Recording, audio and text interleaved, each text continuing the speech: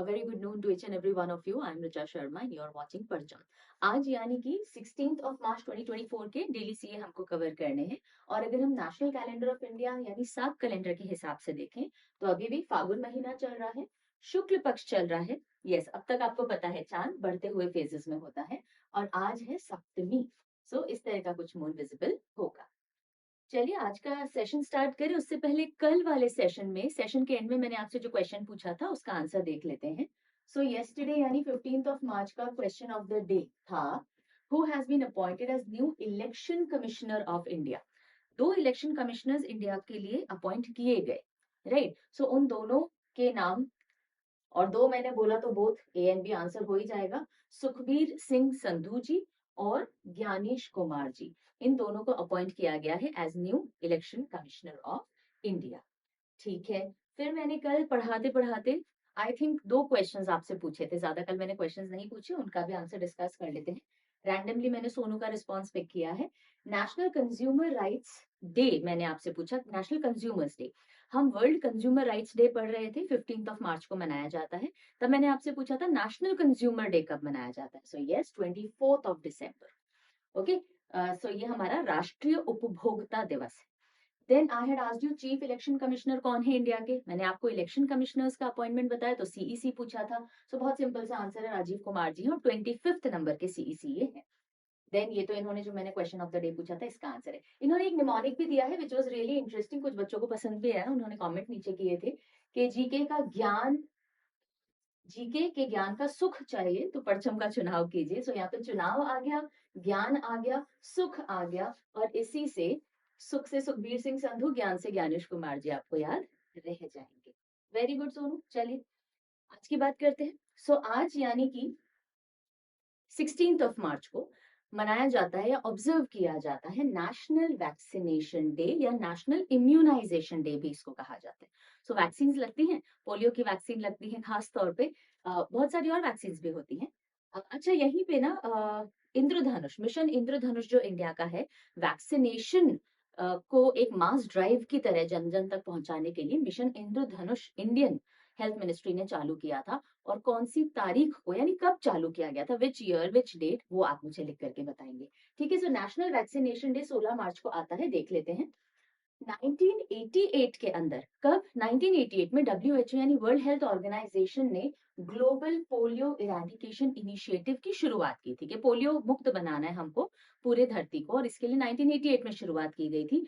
फिर same date पे यानी कि 16 मार्च 1988 में डब्ल्यूएचओ ने शुरुआत की, 16 मार्च 1995 के अंदर जो इंडिया है उसकी गवर्नमेंट ने पल्स पोलियो इम्यूनाइजेशन प्रोग्राम की थी शुरुआत। और क्योंकि दोनों इंपॉर्टेंट जो इम्यूनाइजेशन प्रोग्राम थे 16 मार्च को शुरू हुए, इसलिए हम 16 मार्च को मनाते हैं नेशनल इम्यूनाइजेशन डे या नेशनल वैक्सीनेशन डे।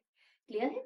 चलिए अब यहीं पे मैंने आपसे क्या पूछा, मिशन इंद्रधनुष कब से लॉन्च किया गया वो आप बताइए। ओके, जिन बच्चों को नहीं पता, जो भी हम पढ़ते हैं डेली करंट अफेयर में उसकी पीडीएफ कहाँ से मिलेगी, सो आप परचम ऐप के फ्री मटेरियल सेक्शन से अवेल कर सकते हो, ले सकते हो। इंग्लिश की अलग पीडीएफ, हिंदी की अलग पीडीएफ रोज अपलोड की जाती है। नहीं तो परचम के टेलीग्राम चैनल से भी ले सकते हो। सारे इंपॉर्टेंट लिंक वीडियो के डिस्क्रिप्शन में दिए गए हैं। प्लीज वीडियो के टाइटल पे क्लिक कीजिए, नीचे एक ड्रॉप डाउन आएगा, मोर पे क्लिक कीजिए, all important links are there, आपको किसी को पूछने की जरूरत नहीं है। ठीक है, सारी प्लेलिस्ट मिल जाएंगी, टेलीग्राम ऐप, वेबसाइट, iOS पे कैसे एक्सेस करें, वेब एक्सेस कैसे करें, everything is given over there. ठीक है, और अगर आपको वीकली या मंथली सीए की मैगजीन चाहिए, जैसे कि फरवरी महीने की पूरी मैगजीन आ रखी है, ई बुक है ये हार्ड कॉपी नहीं है बच्चा पार्टी, ध्यान रखिएगा। कुछ बच्चे पूछते हैं, this is a E book, सारी बुक्स ई बुक फॉर्मेट में यानी पीडीएफ फॉर्मेट में आती है, कैटेगरी वाइज असेंबल्ड होती है। मंथली आपको इंग्लिश और हिंदी दोनों में मिलती है। आप टाइटल पे क्लिक करोगे, उस पेज पे, उस पॉइंट पे पहुंच जाओगे, इस तरह से बनाई जाती है। ठीक है, तो ये आप कहाँ से लोगे, परचमclasses.in। सारी इंडिविजुअल पीडीएफ आपको यहाँ मिलती है। अगेन किसी से पूछने की जरूरत नहीं है, डेली सीए छोड़ दो, बाकी सबके लिए यहाँ जा सकते हो। जो बच्चे रेगुलरली पीडीएफ से पढ़ते हैं, सो सब्सक्रिप्शन की तरफ मूव कर जाओ, आपको बार बार डाउनलोड बाय नहीं करना पड़ेगा, पॉकेट फ्रेंडली भी रहेगा, काफी कम रेट्स में मिल जाएगा। वैसे हमारी सारी पीडीएफ नॉमिनली वैल्यूड है, 10 रुपए से चालू हो जाती है, इतनी सस्ती है, बट फिर भी आप ये जो सब्सक्रिप्शन और पीडीएफ बैंक है, इसके लिए आप परचम ऐप चेकआउट कर सकते हो और डिस्क्रिप्शन पढ़ लीजिएगा। कोई डाउट क्वेरी कंसर्न होता है सो प्लीज कॉन्टैक्ट। 1%, 0.1% भी डाउट के साथ कुछ बाय आप नहीं करोगे, ये मेरी आपको हाई रिकमेंडेशन है। आप कॉन्टैक्ट कर लीजिए, मेल कर दीजिए, परचम ऐप पे चैट कर लीजिए, बहुत सारे ऑप्शन अवेलेबल है। ठीक है, यहाँ वीडियो के कमेंट सेक्शन में अपनी प्रोडक्ट रिलेटेड क्वेरीज मत मेंशन किया करो, कई बार ओवरलुक हो जाती है। आगे बढ़ते हैं। आज तबीयत थोड़ी ढीली है, यस। मौसम जाते जाते बीमार कर गया है, पूरी सर्दी अच्छे से निकल गई। I was really happy. मैंने अभी थोड़े दिन पहले किसी को कहा था इस बार सर्दी आराम से निकल गई है, कोई प्रॉब्लम नहीं। और एक दिन हमने थोड़ी सी लीनियंसी बरत ली, विंटर वेयर हटा दिए और बस चलिए अब मोटे मोटे पहनने पड़ रहे हैं वापस। एनी विच वेज, सो अगली जो न्यूज है एक सैड डिमाइस से रिलेटेड है, यानी कि एक प्रमुख व्यक्ति का निधन हुआ है। और जब भी एमिनेंट पर्सनालिटीज की डेथ होती है हमको उनके बारे में पढ़ना होता है। सो एडमिरल लक्ष्मी नारायण रामदास, लक्ष्मी नारायण रामदास, देखिए इनके नाम में इतने सारे भगवान जियों के नाम आ गए, लक्ष्मी जी आ गए, राम जी आ गए, है ना। सो लक्ष्मी नारायण जी आ गए, लक्ष्मी नारायण रामदास जी जो कि फॉर्मर नेवी चीफ रह चुके हैं, हमारी इंडियन नेवी के फॉर्मर चीफ रह चुके हैं। 13th नंबर के चीफ ऑफ नेवल स्टाफ के तौर पे इन्होंने इंडियन नेवी को सर्व किया था, एंड ही इज नो मोर। सो आपको बस इनके बारे में इतना ध्यान रखना है कि एडमिरल लक्ष्मी नारायण रामदास, जिनका हाल ही में निधन हुआ, वो कौन से नंबर के चीफ ऑफ नेवल स्टाफ रह चुके हैं? 13th नंबर के रह चुके हैं। और उन्होंने 1971 का जो इंडो पाक वॉर था उसमें आईएनएस ब्यास को कमांड किया था। ये एक एडिशनल इनको भी थोड़ा सा ध्यान रख लीजिएगा। चलिए अगली खबर के लिए, इलेक्टोरल बॉन्ड्स। हाँ, और अच्छा, आज के डेली सीए में ना बहुत सारे इंडेक्स हमको पढ़ने हैं।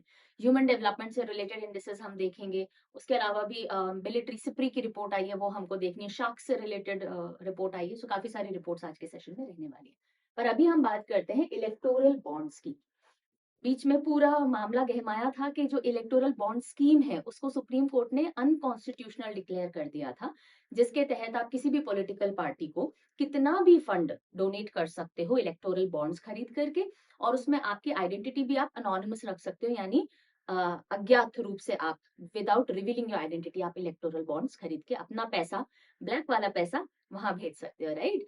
सो उसको अनकॉन्स्टिट्यूशनल बताया गया था। एक ही बैंक था जो इलेक्टोरल बॉन्ड इशू करता था, SBI, state bank of India.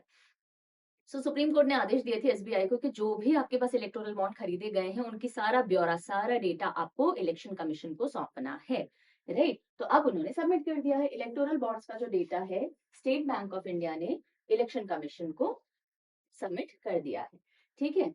सो इस डेटा के हिसाब से पिछले 5 सालों के अंदर जो भी बड़े बड़े पॉलिटिकल डोनर्स थे जिन्होंने डोनेट किया, उन्होंने 6000 करोड़ रुपीस के इलेक्टोरल बॉन्ड्स खरीदे हैं, यानी पॉलिटिकल पार्टीज के पास टोटल मिलाकर के कितना पैसा आया है इन बॉन्ड्स के थ्रू? 6000 करोड़ रुपीस आया है, ओके। देन इसके अंदर टॉप पे कौन रहे हैं? मोटे मोटे पॉइंट्स ही हमको ध्यान रखने, बहुत ज्यादा हर एक का नाम याद नहीं रखना है। अब क्योंकि मुद्दा बहुत बड़ा हुआ था इसलिए एक दो नाम याद रखने जरूरी है, वरना एग्जामिनेशन पॉइंट ऑफ व्यू से ऐसा भी नहीं है कि बहुत ही क्रिटिकली इंपॉर्टेंट न्यूज है, बट यू नेवर नो, आजकल क्वेश्चन पूछे जाने के ट्रेंड बहुत चेंज हो गए हैं, राइट। तो हम सेफ्टी रखेंगे, हमारा सेफ्टी नेट हमेशा रेडी होना चाहिए। सो लिस्ट के ऊपर टॉप में है future gaming and hotel services, एक लॉटरी रिलेटेड फर्म है ये, future gaming and hotel services. इसने 11% इलेक्टोरल बॉन्ड जितने भी खरीदे गए ना, 11% इस फर्म ने खरीदे थे, amounting to around 1368 crore, right. Then second number पे Megha engineering and infrastructure limited है, जो कि हैदराबाद बेस्ड एक फर्म है। इसने करीब 966 करोड़ दिए। करोड़ का फिगर याद रखने की जरूरत नहीं, वो एक ध्यान रख लीजिएगा। फिर कुछ बड़ी बड़ी फर्म्स हैं जिनके नाम देखे गए इलेक्टोरल बॉन्ड्स में, वेदांता ग्रुप है, भारतीय एयरटेल है, एटसेट्रा, ठीक है। सो टोटल 6000 करोड़ की फंडिंग आई है इलेक्टोरल बॉन्ड्स के थ्रू। और अब क्योंकि नामों का खुलासा हो गया है, इनकम टैक्स की रेड पड़ना तय है, ठीक है। अब इनकम टैक्स ऑफिसर्स पहुंचेंगे कि भाई हाँ जी बताइए इतना पैसा कहाँ से आया जो आपने डोनेट किया, ये अब चालू हो जाएगी कार्रवाई। इलेक्टोरल बॉन्ड की मैंने ब्रीफिंग आपको कर दी है। फिर भी इलेक्टोरल बॉन्ड स्कीम जो थी उसका जो बिल था वो पेश किया गया था 2017 में पार्लियामेंट में, और 2018 में ये स्कीम इन प्लेस आ गई थी कि भाई आप 2000 से ऊपर अगर आपको रुपए देने हैं किसी पॉलिटिकल पार्टी को तो इलेक्टोरल बॉन्ड के थ्रू आप दोगे, और उसमें आपको अपना नाम रिवील करने की बिल्कुल जरूरत नहीं, और कितना भी पैसा किसी भी पॉलिटिकल पार्टी को जो कि रजिस्टर्ड पॉलिटिकल पार्टी आप दे सकते हो। एसबीआई बॉन्ड्स इशू करता था 1000 से लेकर के 1 करोड़ के डिनोमिनेशन तक के, और 15 फरवरी 2024 को सुप्रीम कोर्ट ऑफ इंडिया ने इसको अनकॉन्स्टिट्यूशनल बता दिया था।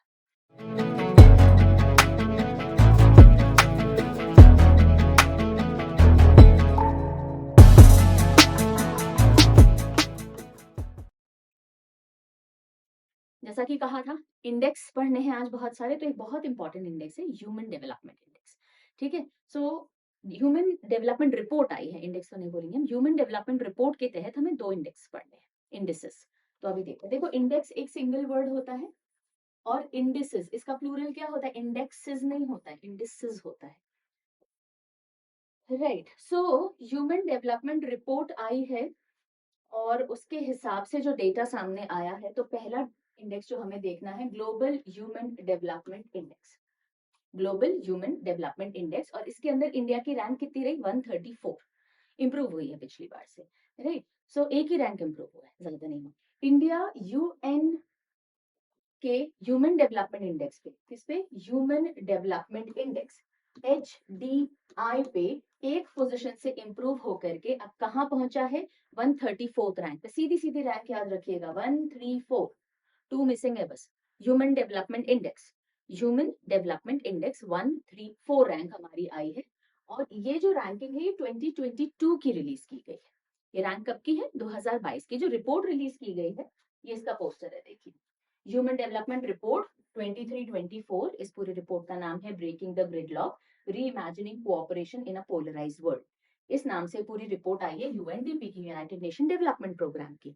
ओके, एंड उसके अंदर जो डेटा के बेसिस पे रैंकिंग दी गई है, वो डेटा कब का है, दैट डेटा इज ऑफ 2022।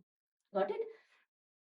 2022 के अंदर 193 कंट्रीज में से हमारा 134 रैंक है, आउट ऑफ 193 कंट्रीज। पिछले बार जो रिपोर्ट आई थी, दैट इज 2021 की जो रिपोर्ट आई थी, उसमें हम 191 कंट्रीज में से 135 पे थे।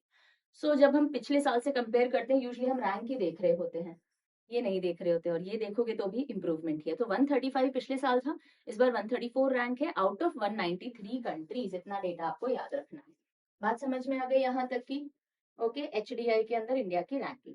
अब बात करते हैं कि अगर हम 2022 की बात करें, तो जितने भी ह्यूमन डेवलपमेंट इंडिकेटर्स होते हैं, कैसे हम मापते हैं कि किसी देश के अंदर ह्यूमन डेवलपमेंट कितना अच्छा हो रहा है। वहाँ की लाइफ एक्सपेक्टेंसी, कितने एवरेज आयु तक लोग जीते हैं, देन एजुकेशन कैसी है, gross national income per capita, यानी हर परिवार अप्रॉक्स कितना कमा रहा है, इन सब चीजों के बेसिस पे देखा जाता है। राइट, सो इन सारे पैरामीटर्स में, ऑल HDI इंडिकेटर्स में इंडिया ने इंप्रूवमेंट शो किया है। देखो, गरीबी जब थोड़ी इंप्रूव, मतलब गरीबी कम होती है, थोड़ी सिचुएशन थोड़ी इंप्रूव होती है, तो बाकी सारे पैरामीटर्स वैसे इंप्रूव हो जाते हैं थोड़े। और आगे आने वाले समय में जैसे जैसे कंट्री ग्रोथ करेगा, तो ये सारे इंडिकेटर्स पे काम होना लाजमी सी बात है। राइट, सो लाइफ एक्सपेक्टेंसी 67.2 से 67.7 ईयर्स बढ़ गई है। Gross national income per capita, यानी हर एक परिवार के लेवल पे बढ़कर के $6,542 पर कैपिटा थी ये ग्रॉस नेशनल इनकम, और ये 6,951 हो गई है। ह्यूमन डेवलपमेंट इंडेक्स की जो वैल्यू, मतलब आपकी जो रैंकिंग होती है, जैसे हमें 134 रैंक मिला है 193 कंट्रीज में से, तो ये 134 रैंक आपको कुछ स्कोर मिला होगा, उसके बेसिस पर रैंकिंग दी गई। तो हमारा जो स्कोर वैल्यू है HDI का, वो 0.644 आकर के लैंड अप हुआ है। ठीक है, और इसी के बेसिस पे हमें मीडियम ह्यूमन डेवलपमेंट कैटेगरी में रखा गया। बहुत हाई डेवलप भी नहीं है, बहुत लो डेवलप भी नहीं है, मीडियम कैटेगरी में हम लाए करते हैं। अगर हम 1990 से 2022 की बात करें, तो हमारी जो HDI वैल्यू है, वो 48.8% बढ़ी है। करीब करीब 48% हमारा ह्यूमन डेवलपमेंट इंडेक्स में बढ़ोतरी देखी गई है। लेकिन ये बहुत लंबा टाइम स्पैन हमने लिया है, 1990 से 22। ठीक है, 1990 में 0.4 थी, और अब 0.644 पहुंच गई। अब एक ऑब्वियस सा क्वेश्चन आ रहा होगा कि 193 कंट्रीज में से हम 134 पे हैं, तो टॉप पे कौन है भाई, हमसे ऊपर हमारे नेबर्स की क्या कंडीशन है। सो स्विट्जरलैंड टॉप पे है human development index, Switzerland is on top. अगर हम हमारे नेबर्स की बात करें, तो चाइना 75, श्रीलंका 78, ये अच्छे रैंक लेकर के आए हमसे। भूटान, बांग्लादेश भी हमसे ऊपर हैं। 2 देश हैं जो हमारे पड़ोसी और हमसे नीचे है, Nepal and Pakistan, 146 and 164 respective. और इनके रैंक, हाँ मैंने बता दिया, लोड है। अगर हम बात करें लाइफ एक्सपेक्टेंसी एट बर्थ, मैंने कहा था ना, सारे HDI इंडिकेटर्स में इंप्रूवमेंट देखने को मिला है। So life expectancy at birth बता दिया, ये पिछले साल से मुकाबला बता दिया है, नहीं बताया, just give me a moment please. I think this is a repetition, या हमने ये देख लिया था।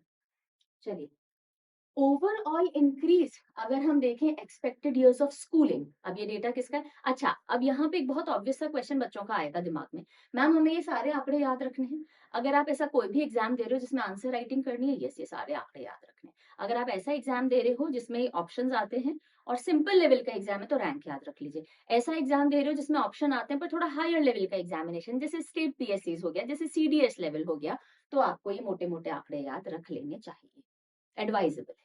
ठीक है, सो अगर हम स्कूलिंग के एवरेज एक्सपेक्टेड ईयर्स की बात करें तो 5.88% का इजाफा हुआ है।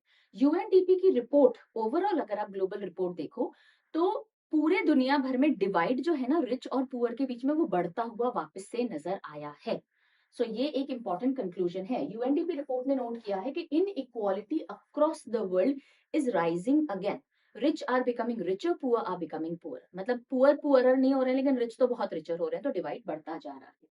ठीक है, वाइडन हो रहा है 2020 से वापस शुरू होना, तो रिचेस्ट एंड पुअरेस्ट कंट्रीज के बीच का divide is increasing. So quick recap फटाफट से, इंडिया का रैंक 134 है ग्लोबल ह्यूमन डेवलपमेंट इंडेक्स में, और इसमें हमने 2022 के आंकड़े लिए हैं, और सारे एचडीआई पैरामीटर्स के ऊपर हमारा पॉजिटिव ट्रेंड देखने को मिला है। हमारा एचडीआई वैल्यू 0.644 लाइक किया है और हम मीडियम ह्यूमन डेवलपमेंट कैटेगरी के अंदर आए। ठीक है जी, चलिए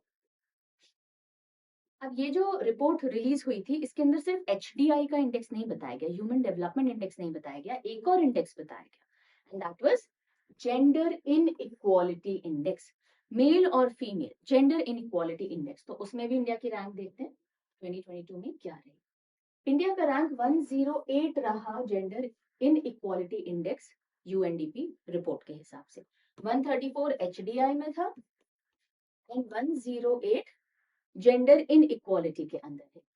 सो इसे भी ह्यूमन डेवलपमेंट रिपोर्ट 23-24 के अंदर रिलीज किया गया। 2022 का डेटा है जिसमें 193 कंट्रीज में से हम 108 नंबर पे आए हैं। इसमें हमारा स्कोर है 0.437, 0 पॉइंट। ओके, अगर हम पिछले साल की बात करें 2021 की, तो पिछले साल 191 कंट्रीज की स्टडी हुई थी, अभी भी हमने देखा हमारा रैंक 122 था, तो 122 से 108 अच्छा खासा 14 पॉइंट्स का हमने इजाफा ले लिया, 14 रैंक्स जंप किया है। जब हम जेंडर इनइक्वालिटी इंडेक्स की बात करते हैं तो तीन पैरामीटर्स पे ये रैंकिंग निकाली जाती है। सो तीन की डायमेंशंस क्या हैं? Reproductive health, empowerment and labour market, और इनके बेसिस पे ये रैंक हमारा आया है 108। Got it?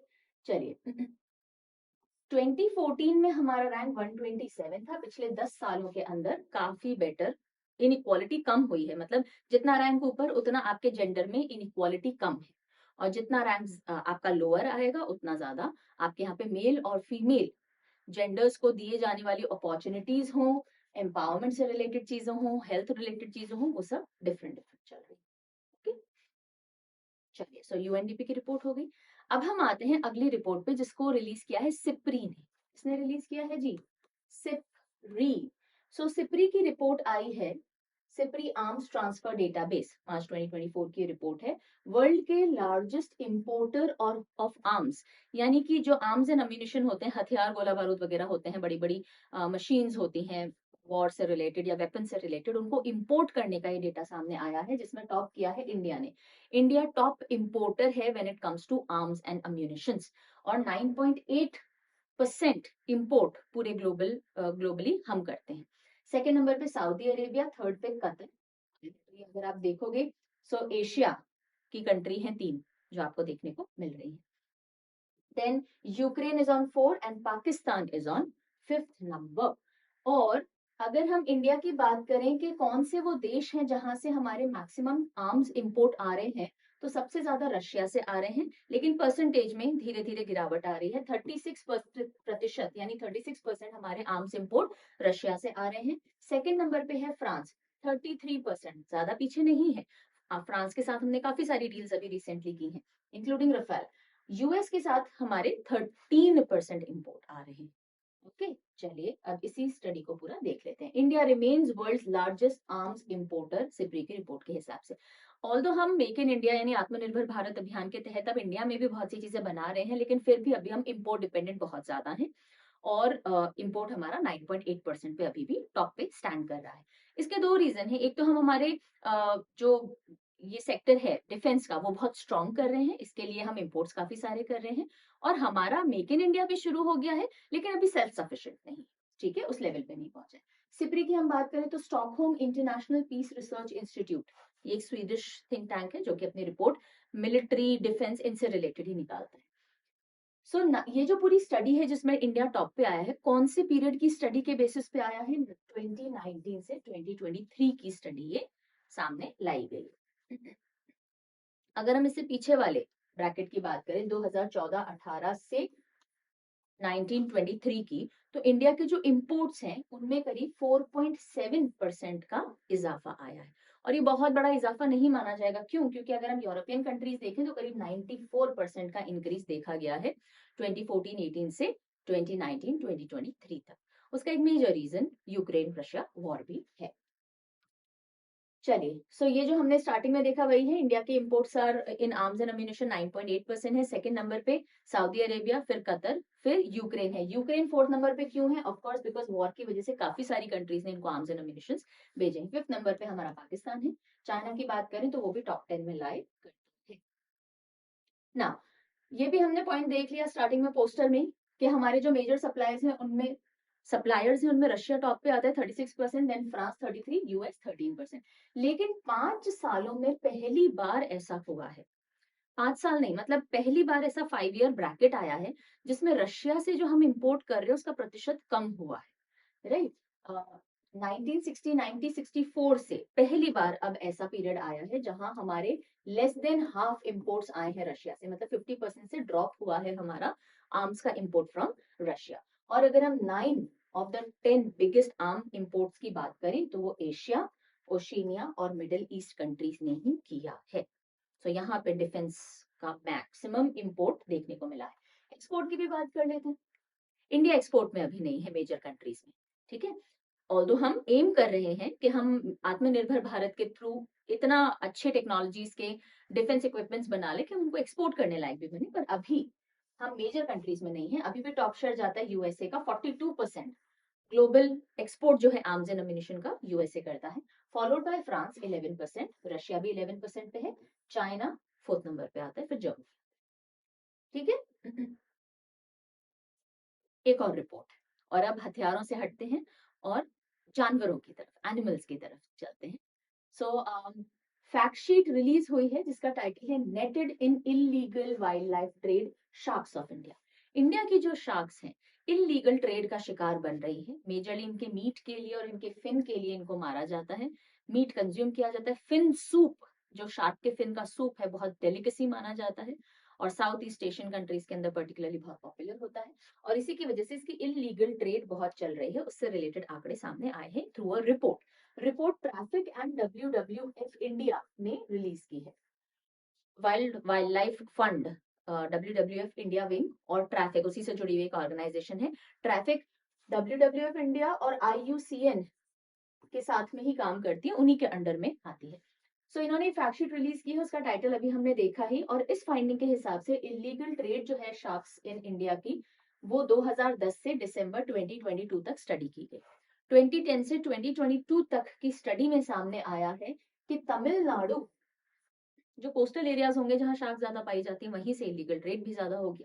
So Tamil Nadu accounted almost 65% of illegal trade in shark body parts, right. So body parts हो या उनसे बने हुए प्रोडक्ट्स हो, उनकी इलीगल ट्रेड के अंदर तमिलनाडु स्टेट टॉप पे रहा। करीब 16,000 शार्क फिन्स सीज किए गए, यानी जब्त किए गए फ्रॉम 2010 टू 2022। कर्नाटका के बाद नंबर आता है गुजरात का, फिर केरला और फिर महाराष्ट्र का। शार्क्स, अच्छा शार्क्स का अगर इलीगल ट्रेड हो रहा है तो प्रॉब्लम क्या है? प्रॉब्लम ये है कि चलिए हमें डर लगता होगा शार्क से, लेकिन शार्क हमारे मरीन इकोसिस्टम के लिए बहुत इंपॉर्टेंट है, टॉप प्रेडेटर है ना। तो टॉप प्रेडेटर को ही आप अगर फूड चेन से हटा दोगे, फूड वेब से हटा दोगे, तो नीचे तो सारी पॉपुलेशन बढ़ती जाएगी, हमारा पूरा मरीन इकोसिस्टम डिस्टर्ब हो जाएगा। सो स्मॉल फिशेस, फाइटोप्लैंक्टन, बहुत सारी चीजों की पॉपुलेशन को कर्टेल करने के लिए, कंट्रोल करने के लिए इंपॉर्टेंट होती है, इसलिए तो टाइगर्स का भी बचाव कर रहे हैं। ऐसा थोड़ी टाइगर सुंदर लगते हैं इसलिए बचा रहे हैं। जो भी टॉप प्रेडेटर्स होते हैं वो फूड चेन को का बैलेंस बनाए रखने में बहुत क्रिटिकल है, इकोसिस्टम सारा गड़बड़ा जाएगा। सो शार्क मीट और फिन्स काफी डिमांड में होते हैं। शार्क फिन सूप को तो भाई डेलिकेसी माना जाता है। इंडिया में कितने स्पीशीज मिलती हैं शार्क की? 160 स्पीशीज इंडिया के अंदर है। लेकिन अगर हम प्रोटेक्टेड स्पीशीज की बात करें, शार्क्स को और रेज को मिला लें, रे देखी है, इस तरह की एक अ, होती है एक्वेटिक, क्या बोलेंगे इसको, ऑर्गेनिज्म होता है। सो सिर्फ 26 शार्क एंड रे स्पीशीज हैं जो कि प्रोटेक्टेड हैं। बाकी को प्रोटेक्शन का दर्जा नहीं दिया गया है। और हाईएस्ट प्रोटेक्टेड जो है वो सिर्फ 26 स्पीशीज है, highest protection, schedule 1 and 2 of wild life protection act 1972 के तहत। और इसीलिए इलीगल ट्रेड काफी जोरों शोरों, सिर्फ इंडिया में ही नहीं है, ग्लोबली ये प्रॉब्लम है। ठीक है, हमने ये रिपोर्ट सिर्फ इंडिया के कॉन्टेक्स्ट में पढ़ी है, वरना ग्लोबली शार्क्स के ऊपर बहुत इलीगल ट्रेड का असर देखने को मिलता है।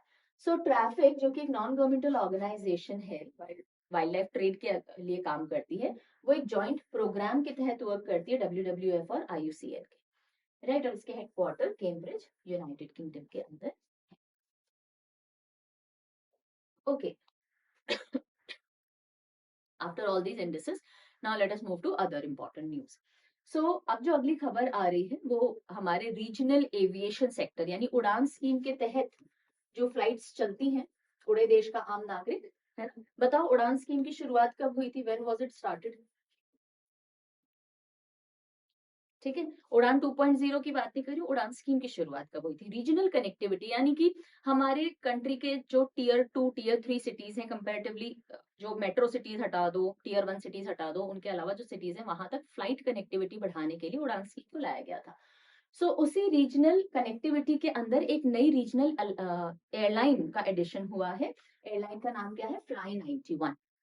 क्या नाम से है ये रीजनल एयरलाइन? मतलब ये रीजनली उड़ेगी, यानी कि domestic with in India's boundaries अभी ये फ्लाई करेगी। इंटरनेशनल फ्लाइट्स अभी ये नहीं लेगी, डोमेस्टिक फ्लाइट लेगी, और उसमें भी रीजनल एयरलाइन है, यानी उड़ान स्कीम के तहत ये भरेगी अपनी उड़ानें। उड़ान स्कीम में जो प्लेन्स होते हैं ना, यूजुअली थोड़े से कम सोफिस्टिकेटेड होते हैं, अगर आपने कभी उड़ान स्कीम के तहत फ्लाई किया हो, राइट। सो थोड़े छोटे होते हैं, सीट्स थोड़ी कंजस्टेड होती हैं, ऐसा होता है। आजकल वैसे डोमेस्टिक बाकी सारी एयरलाइंस में भी ये धीरे धीरे आने लगे हैं सिस्टम। कॉस्ट कटिंग का तरीका है, ज्यादा से ज्यादा लोगों को आप बिठा सको, ये सारे तरीके अब अपनाए जा रहे हैं अपना मार्जिन ऑफ प्रॉफिट या बिजनेस बढ़ाने के लिए। सो फ्लाई 91 इंडिया का नया रीजनल एयरलाइन है। और कहाँ पे बेस्ड है ये गोवा बेस्ड है, मतलब इसके हेडक्वार्टर मोपा एयरपोर्ट को माना जाएगा, राइट। सो मोपा से ही ये उड़ान भरेगा, वहीं आकर के लैंड करेगा। Mopa is what? Manohar international airport, जो कि एक और एयरपोर्ट गोवा को मिला था, इंटरनेशनल एयरपोर्ट है, काफी एडवांस, गोवा का सबसे एडवांस्ड एयरपोर्ट है, ओके, आफ्टर देबोलिम एयरपोर्ट। सो गोवा में 2 एयरपोर्ट्स हैं, एक डेबोलिम है और दूसरा ये मोपा हाल ही में स्टार्ट किया गया। तो ज्योतिरादित्य सिंधिया जी जो है हमारे सिविल एविएशन मिनिस्टर, उन्होंने फ्लैग की है ये रीजनल एयरलाइन। और जो सबसे पहली इनॉग्रल फ्लाइट भरी गई वो गोवा के मोपा से आगाती लक्षद्वीप तक भरी गई। अब जब कमर्शियल फ्लाइंग स्टार्ट होगी, 18 मार्च से स्टार्ट हो जाएगी, तो गोवा से बेंगलुरु और गोवा से हैदराबाद की फ्लाइट्स चालू होंगी। लक्षद्वीप वाली फ्लाइट्स अप्रैल से स्टार्ट हो जाएंगी। सो ये गोवा बेस्ड कैरियर है और इसके MD एंड CEO कौन है? मनोज चाको। मनोज चाको, ओके। चाको सरनेम बहुत डिफरेंट सा है। सो फ्लाई 91 चाकू से काट दो, नहीं काटो बाबा, क्या वाहियात सा निमोनिक था। चलो आ जाओ, अगली न्यूज जो आ रही है वो जेल्स के फूड को सर्टिफिकेट देने से रिलेटेड न्यूज है कि 100 जेल्स हैं इंडिया में जिनको सर्टिफाई किया गया है आई ईट राइट कैंपस। और ये किसने किया है? FSSAI ने किया है। FSSAI यानी कि food safety standards authority of India हमारे फूड और फूड रिलेटेड प्रोडक्ट्स को सर्टिफाई करने का काम करती है कि फूड ग्रेड है या नहीं है तो कितना अच्छा रैंकिंग रेटिंग आ रहा है। तो हमारी 100 जेल्स है जिनको सर्टिफिकेशन मिल गया है ईट राइट कैंपस का, यानी यहाँ अच्छी गुणवत्ता का आपको खाना मिलता है, कैदियों को भी और वहाँ के जेल में जो लोग रहते हैं, सुपरवाइजर्स होंगे, जो बाकी पर्सनल है, उन सब। ठीक है, और उसमें हाईएस्ट नंबर ऑफ जेल जिनको सर्टिफिकेट मिला है वो उत्तर प्रदेश की है, राइट। उसके बाद में पंजाब, बिहार, मध्य प्रदेश, बाकी सबके नाम याद रखने की जरूरत नहीं। ठीक है, FSSAI का सर्टिफिकेट ईट राइट कैंपस के लिए 100 जेलों को मिला और सबसे ज्यादा मैक्सिमम जेल्स इनमें से कहां पर थी? उत्तर प्रदेश के अंदर थी। छोटी सी न्यूज है, चलिए आगे बढ़ेंगे। अब हम आते हैं साइंस एंड टेक्नोलॉजी सेक्शन पे। INCOIS, INCOIS unveils coastal water quality monitoring system. इस तरह का एक सिस्टम है, INCOIS ने बनाया है। क्या है वो भी मैं बताऊंगी, पहले इसका काम समझ लीजिए। सो हमारे जो कोस्टल एरियाज होते हैं उनका जो पानी है वो मौसम की वजह से कभी हाई टाइड कभी लो टाइड हो रहा है, उसकी वजह से तो चेंज होता ही है। मॉनसून के अंदर अलग कॉम्पोजिशन पानी की देखने को मिलेगी, बाकी महीनों में अलग देखने को मिलेगी। लेकिन एक बहुत प्रोमिनेंट फैक्टर होता है एंथ्रोपोजेनिक, यानी ह्यूमन इंड्यूस्ड फैक्टर्स। हमारी इंडस्ट्रीज से जो पानी जा रहा है या केमिकल्स जो हमारे फार्मिंग से वहां जा रहे हैं, उन सबका हमारे कोस्टल वाटर्स पे क्या असर पड़ता है, उन सबकी स्टडी के लिए, राइट, ताकि अकॉर्डिंगली डेटा पहुंच सके और अकॉर्डिंगली पॉलिसीज प्लान्स बनाए जा सके। एक डिवाइस जो है, एक सिस्टम जो है वो लॉन्च किया गया है। सो इनकॉइस क्या है? Indian national centre for ocean information services. अगर मैंने नहीं लिखा है तो चलिए बता दीजिए इसका हेडक्वार्टर कहाँ है, मतलब ये कहाँ बेस्ड है? INCOIS is based where? So first of it's kind water quality nowcasting system को लॉन्च किया गया है to monitor coastal water quality status. जो हमारे कोस्टल वाटर्स हैं ईस्ट वेस्ट कोस्ट और ईस्ट कोस्ट पे, उनकी स्टडी ये करेगा, उनको मॉनिटर करेगा। और बिल्कुल सैटेलाइट से इसका लिंक रहेगा, सो जो भी टाइम ऑन टाइम सिचुएशंस है वो बताता रहेगा। So, Incois has established two time series stations. दो स्टेशन इन्होंने लगाए हैं, एक तो कोची केरला में और दूसरा विशाखापट्टनम के अंदर। ठीक है, तो ये जो दो स्टेशन हैं, यहाँ पे इस तरह का एक बॉय होगा। बॉय मतलब BOY नहीं, BUOY। बॉय क्या होता है? बॉय बोलते हैं, बॉय नहीं बोलते। ये जो तैरता रहता है ना पानी के ऊपर, सो ये डूबेगा नहीं, बॉयंट फोर्स इसके अंदर वर्क करेगी। सो इस तरह का एक बॉय होगा जिसकी वजह से ये ऑब्जर्वेशंस अपनी करता रहेगा और सैटेलाइट कनेक्टेड रहेगा। इसको eyes on the Indian coastal milieu भी कहा जा रहा है। तो फिजिकल, केमिकल, बायोलॉजिकल जो भी पैरामीटर्स में चेंजेस आएंगे, नेचुरल रीजन से हो या एंथ्रोपोजेनिक फैक्टर से, उनकी मॉनिटरिंग करेगा, हमारे पास डेटा भेजता रहेगा। ठीक है, सो इनकॉइस ने इसको लॉन्च किया। ओके, अगली जो न्यूज आ रही है वो नीति आयोग से आ रही है। नीति आयोग ने लॉन्च किया है vocal for local. Vocal for local हम बहुत टाइम से सुनते आ रहे हैं ना कि ऐसा लॉन्च किया जाएगा वोकल फॉर लोकल, यानी जो लोकल इनिशिएटिव्स हैं, जो लोकल छोटे छोटे एंटरप्रेन्योर्स हैं, कुछ ना कुछ बनाते हैं, उनको भी प्लेटफॉर्म मिले, उनके प्रोडक्ट्स को भी कहीं ना कहीं डिस्प्ले किया जाए ताकि छोटे एंटरप्रेन्योर्स को बढ़ावा मिल सके। अब लॉन्च हो गया है। किसने लॉन्च किया है? ध्यान रखिएगा, वोकल फॉर लोकल इनिशिएटिव किसने लॉन्च किया है? नीति आयोग ने लॉन्च किया है to promote grass root entrepreneurs. Okay, और ये किसके तहत लॉन्च किया गया है? एस्पिरेशनल ब्लॉक प्रोग्राम्स के तहत। देन इसका मेन एम क्या है? Local economies, grass root entrepreneurship को बढ़ावा देना। तो अब दो दो प्लेटफॉर्म्स हैं जिन्होंने इस इनिशिएटिव को बढ़ाने के लिए साथ मतलब दिया है नीति आयोग का। सो एक है गवर्नमेंट ई मार्केट प्लेस यानी GEM, और दूसरा है open network for digital commerce ONDC। ये दो प्लेटफॉर्म पार्टनरशिप में आए हैं इस वोकल फॉर लोकल को इंप्लीमेंट करने के लिए अलॉन्ग विथ नीति आयोग। ये क्या काम करेंगे? टेक्निकल और ऑपरेशनल सपोर्ट प्रोवाइड करेंगे, ई कॉमर्स सर्विसेज वगैरह देने में हेल्प करेंगे, ताकि जो लोकल एंटरप्रेन्योर्स हैं इनके प्रोडक्ट्स लिस्ट किए जाएंगे वेबसाइट पे, वहां से लोग खरीदेंगे तो पैसा भेजेंगे, उसके लिए सारा सिस्टम की हेल्प कौन करेंगे? GEM एंड ONDC करेंगे। डेडिकेटेड विंडो बनाई गई है जेम पोर्टल के ऊपर और उसको नाम रखा गया आकांक्षा। आकांक्षा जो विंडो है वहां पे सारे लोकल वोकल फॉर लोकल वाले जो प्रोडक्ट्स होंगे लोकल एंटरप्रेन्योर्स के, वो लिस्ट किए जाएंगे। ठीक है, चलिए, नीति आयोग के चेयरमैन कौन है? मोदी जी हैं। वाइस चेयरमैन कौन है अभी? सुमन के बेरी हैं। और CEO चीफ एग्जीक्यूटिव ऑफिसर कौन है नीति आयोग के? BVR सुब्रमण्यम जी। अब अगली जो खबर आ रही है वो सागर परिक्रमा से रिलेटेड है। सागर परिक्रमा एक आउटरीच प्रोग्राम था जहां फिशर कम्युनिटी जो है, फिशरमैन कम्युनिटी, वहां तक सरकार अपनी सारी स्कीम्स वगैरह पहुंचाने के लिए, बताने के लिए, उनसे बातचीत करने के लिए ये पूरा इनिशिएटिव चलाया गया था, गुजरात से लेकर के और वेस्ट बंगाल तक। ठीक है, तो यहाँ से स्टार्ट करके घूम के और यहाँ तक ये पूरी सागर परिक्रमा की गई थी। तो अब उसी से रिलेटेड पुरुषोत्तम रूपाला जी जो है उन्होंने एक बुक और एक वीडियो रिलीज की है राजकोट गुजरात के अंदर। अब ये सागर परिक्रमा क्योंकि न्यूज में आ गया वापस, इसलिए हम जल्दी से पढ़ लेते हैं what was this all about. So union minister of fisheries, animal husbandry and dairying Purushottam Rupala ji ने एक बुक और वीडियो रिलीज की है राजकोट गुजरात से ऑन सागर परिक्रमा। उसमें उन्होंने बताया, मतलब उसमें तो क्या बताया, अदरवाइज भी सागर परिक्रमा की डिटेल्स क्या है कि इस इनिशिएटिव को लॉन्च किया गया था 2022 में, मार्च में। ठीक है, सो अप्रोक्सीमेटली 2 years। ओके, सो 2022 मार्च के अंदर इसको लॉन्च किया गया था क्रांति से शांति मोटो के साथ में।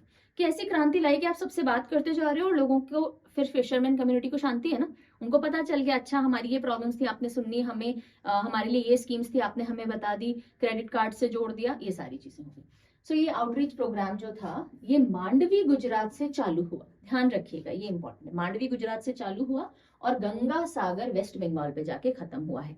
9 कोस्टल स्टेट्स और 4 यूनियन टेरिटरीज को पूरा ये कवर करता हुआ गया है। एंड इश्यूज, एक्सपीरियंसेस, जो भी एस्पिरेशंस है फिशरमैन कम्युनिटी के, उन्होंने इनको टच किया। उसके अलावा जो भी स्कीम्स चल रही हैं सरकार की फिशरमैन कम्युनिटी के लिए, जैसे कि प्रधानमंत्री मत्स्य संपदा योजना चल रही है, उसके बारे में बताया, किसान क्रेडिट कार्ड के बारे में अवगत कराया, उसमें रजिस्ट्रेशन करवाए, ये सब इस प्रोग्राम के तहत, इनिशिएटिव के तहत किया गया।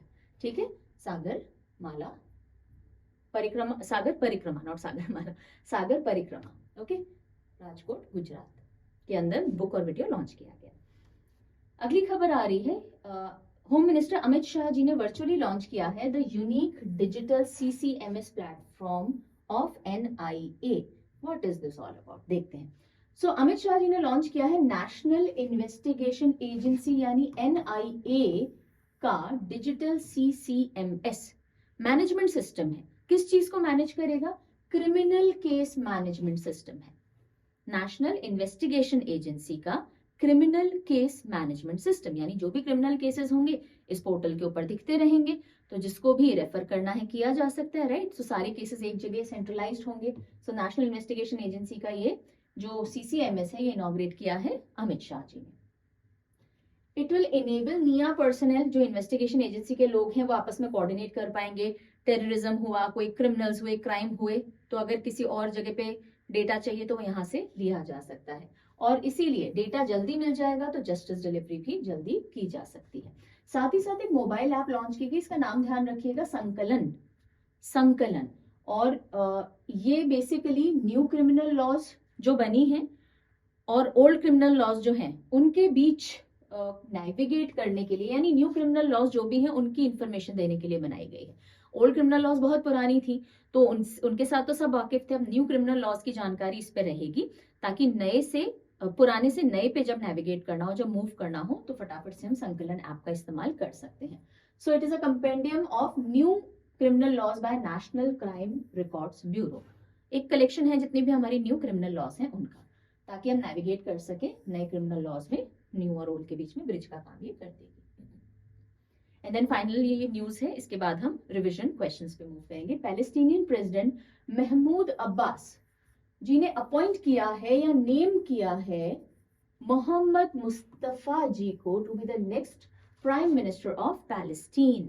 सो पैलेस्टीन के अगले प्रधानमंत्री कौन बनेंगे, किसका अपॉइंटमेंट निश्चित कर दिया गया है? मुस्तफा, मुस्तफा, डोंट वरी मुस्तफा, आप हो पैलेस्टीन के अगले प्राइम मिनिस्टर, और इसलिए थोड़ी चिंता तो करनी चाहिए इनको, खैर कोई बात नहीं। सो मोहम्मद मुस्तफा जी लॉन्ग समय से इकोनॉमिक एडवाइजर थे प्रेसिडेंट साहब के, और अब इनको नए प्राइम मिनिस्टर के तौर पे अपॉइंट किया है।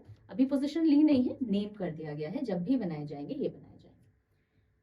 ठीक है जी, तो ये था आज का सेशन, और अब आज सैटरडे है, राइट। सो आज आपने देख लिया डेली सीए का सेशन दिन में 12 बजे, मंडे से लेके सैटरडे तक हम डेली सीए सेशन कवर करते हैं।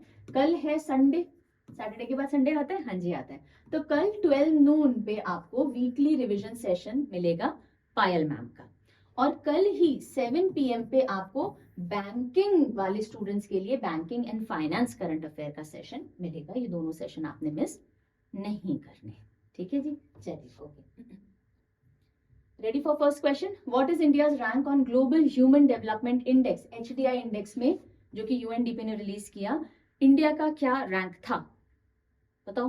134, so B will be the right answer. अगला क्वेश्चन देखेंगे, which organization developed the water quality nowcasting system for environment monitoring along the Indian coastline? समुद्र भारतीय समुद्र तट पर पर्यावरण निगरानी के लिए किस संगठन ने जल गुणवत्ता नाव कास्टिंग सिस्टम विकसित किया? कौन सी ऑर्गेनाइजेशन है? INCOIS, Indian national centre for ocean information services, और इसके हेडक्वार्टर आप मुझे बताने वाले हो। ओके, अगला question, which state top the list for illegal trade in shark body parts according to analysis by Traffic and WWF India? Traffic और WWF India की एक रिपोर्ट सामने आई, जिसके तहत कौन सा एक वो स्टेट है भारत का जो इलीगल ट्रेड शार्क के बॉडी पार्ट्स में करने में सबसे ऊपर है। अराउंड 65% रेट में वो जुड़ा हुआ है। आंसर होगा Tamil Nadu. Okay, which organisation release gender inequality index 2022? Gender inequality index based on the data from 2022 ये कौन सी ऑर्गेनाइजेशन ने रिलीज किया? UNDP, United Nation Development programme में। चलो यहीं पे बताओ, यूएनडीपी हेडक्वार्टर, यूएनडीपी के हेड और यूएनडीपी का फॉर्मेशन कब हुआ था? जल्दी से तीनों के नाम, तीनों की इंफॉर्मेशन मुझे चाहिए। Which state has the highest number of Eat Right campus certified jails according to Ministry of Health and Family Welfare?